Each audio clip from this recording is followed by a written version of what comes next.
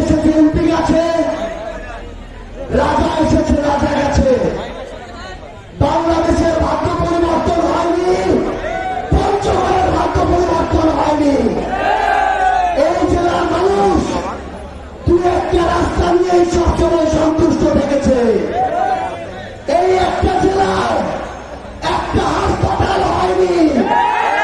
এই জেলার মানুষ দিনের পর দিন রাজপথে দাঁড়িয়েছে, কিন্তু ওই কেন্দ্রের বিভিন্ন ধরনের প্রভাবে এই পঞ্চগড়ের মানুষ তার ন্যায্য অধিকারগুলো পায়নি।